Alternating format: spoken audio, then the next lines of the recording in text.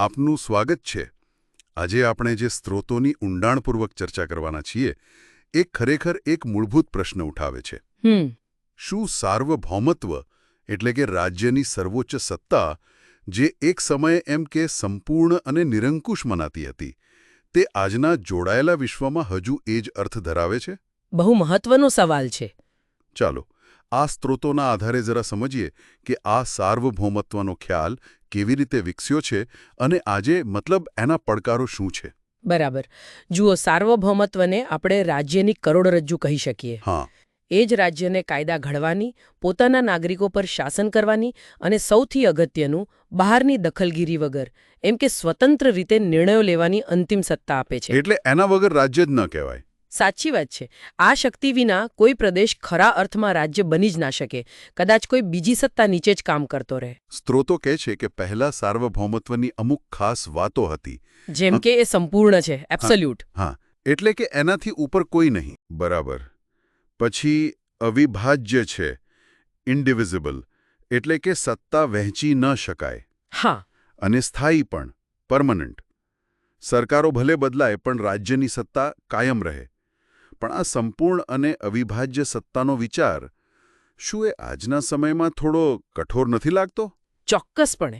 ઇતિહાસમાં જોઈએ તો જીન બોડેન અને થોમસ હોબ્સ જેવા વિચારકો હતા. હા, એમણે શું કહ્યું? એમણે અરાજકતા ટાળવા માટે એક મજબૂત, કેન્દ્રિત સાર્વભૌમની જરૂરિયાત પર ભાર મૂક્યો. મતલબ, રાજા જેવો કોઈ એક શક્તિશાળી વ્યક્તિ. અચ્છા. એમના મતે સત્તાનું વિભાજન એ નબળાઈ લાવે. પછી જ્હોન ઓસ્ટિન આવ્યા. એમણે કમાન્ડ થિયરી આપી. Command theory? હા, એટલે કે સાર્વભૌમ આદેશ આપે અને પ્રજા પાલન કરે. સીધી વાત. પણ આ વિચાર સાથે બધા સહમત નહોતા. એટલે કે સત્તા ખરેખર વહેંચી શકાય છે એવું પણ મંતવ્ય હતું. હા, બિલકુલ. ખાસ કરીને હેરોલ્ડ લાસ્કી જેવા, એમ કે બહુમતીવાદી વિચારકો, પ્લુરલિસ્ટ જેને કહીએ. એમણે શું દલીલ કરી? એમણે કહ્યું કે વાસ્તવિકતામાં સત્તા ફક્ત રાજ્ય પાસે જ નથી હોતી. આપણું કુટુંબ, ધાર્મિક સંસ્થાઓ, વ્યાપારી મંડળો, આ બધા સમૂહો પણ વ્યક્તિના જીવન અને સમાજ પર પ્રભાવ પાડે છે. સાચી વાત છે. અને એમની પણ પોતાની એક સત્તા હોય છે. આ વિચાર જ આધુનિક લોકશાહીમાં જે આપણે ચેક્સ એન્ડ બેલેન્સ જોઈએ છે ને, હા, સત્તાનું વિભાજન અને સંતુલન, બસ એનો પાયો બન્યો. જ્યાં રાજ્યની સત્તા પર બીજી સંસ્થાઓ પણ થોડો અંકુશ રાખી શકે. તો જ્યાં પશ્ચિમી વિચારકો મુખ્યત્વે એ વાત પર ધ્યાન આપતા હતા કે સત્તા કોની પાસે હોવી જોઈએ, ત્યાં સ્ત્રોતો પ્રાચીન ભારતીય ચિંતનનો એક રસપ્રદ મુદ્દો ઉઠાવે છે, ખાસ કરીને કૌટિલ્યના સંદર્ભમાં. બિલકુલ સાચો. કૌટિલ્યએ એમના અર્થશાસ્ત્રમાં સાર્વભૌમત્વને સીધો પ્રજાના કલ્યાણ એટલે કે વેલફેર સાથે જોડી દીધું. આ રસપ્રદ છે. હા, એમના માટે રાજ્યની શક્તિનો મુખ્ય હેતુ ખાલી શાસન ચલાવવાનો નહોતો, પણ પ્રજાનું સુખ અને એમની સમૃદ્ધિ પાકી કરવાનો હતો. એટલે કલ્યાણકારી રાજ્યનો વિચાર. એકદમ. એમણે પેલો સપ્તાંગ સિદ્ધાંત આપ્યો, રાજ્યના 7 અંગો ગણાવ્યા. હા, મેં વાંચ્યું છે. સ્વામી, અમાત્ય, જનપદ. બરાબર. સ્વામી એટલે રાજા, અમાત્ય એટલે મંત્રીઓ, જનપદ એટલે પ્રદેશ અને લોકો, દુર્ગ એટલે કિલ્લો, કોષ એટલે ખજાનો, દંડ એટલે સેના અને મિત્ર એટલે સાથી રાજ્યો. આ માત્ર યાદી નથી લાગતી? ના, આ એક વિચાર છે કે રાજ્યની અસરકારકતા અને કલ્યાણ માટે આ બધા અંગો વ્યવસ્થિત હોવા જરૂરી છે. જેમ કે મજબૂત કોષ એટલે કે ખજાનું ના હોય તો કલ્યાણ કેવી રીતે થાય? બરાબર. અને સારા મિત્ર એટલે કે સાથી ના હોય તો બાહ્ય સુરક્ષા નબળી પડે. આ પશ્ચિમી વિચારધારાથી થોડું અલગ છે. પશ્ચિમમાં સત્તાના સ્ત્રોત પર વધુ ભાર છે, જ્યારે કૌટિલ્ય તેના ઉપયોગ અને હેતુ પર ભાર મૂકે છે. આ ખ્યાલને વધુ સ્પષ્ટ કરવા માટે સ્ત્રોતો આંતરિક અને બાહ્ય સાર્વભૌમત્વ વચ્ચેના તફાવત પર પણ પ્રકાશ પાડે છે. એ જરા સમજાવશો. વ્યવહારમાં એનો શું અર્થ થાય?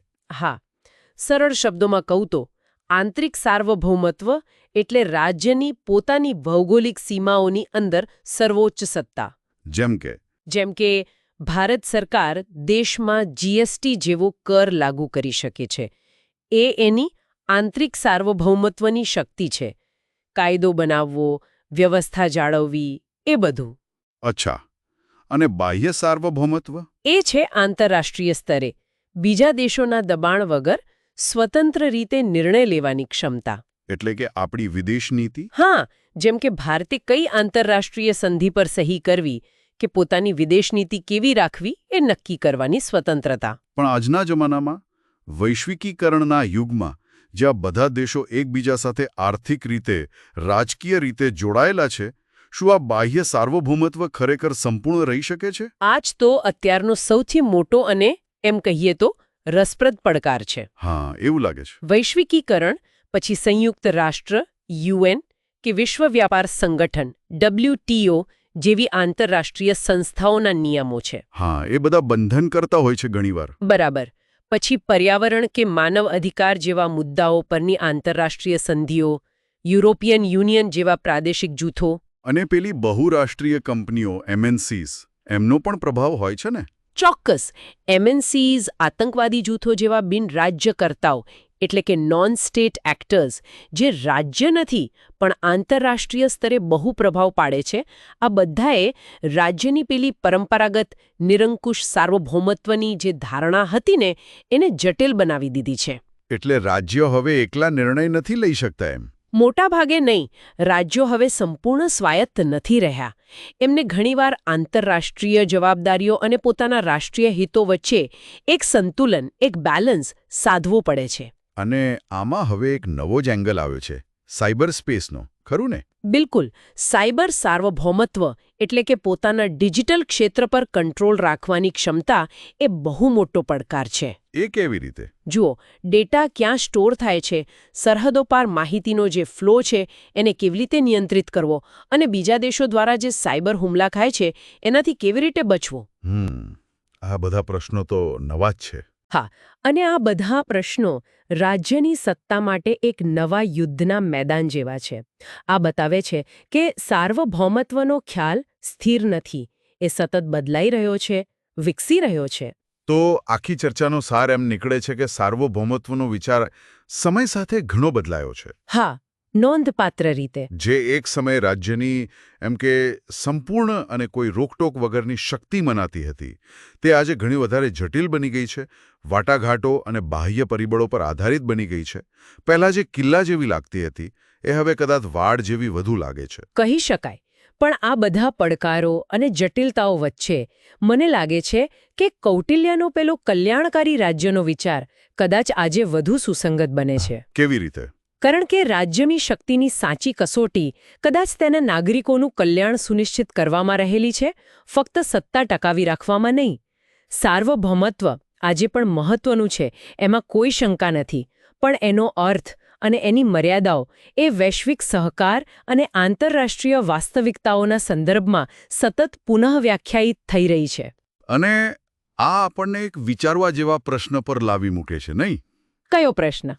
જેમ જેમ દુનિયા વધુને વધુ એકબીજા પર નિર્ભર બની રહી છે, ઇન્ટરડિપેન્ડન્ટ, શું ભવિષ્યમાં રાષ્ટ્ર રાજ્યનું પરંપરાગત સાર્વભૌમત્વ ઓછું મહત્વનું બની જશે અને કદાચ કોઈક પ્રકારના વૈશ્વિક અથવા સહિયારા શાસન તરફ આપણે આગળ વધીશું? આ એક એવો પ્રશ્ન છે જેના પર મને લાગે છે વધુ મનન કરવું રહ્યું. ચોક્કસપણે વિચારવા જેવો મુદ્દો છે.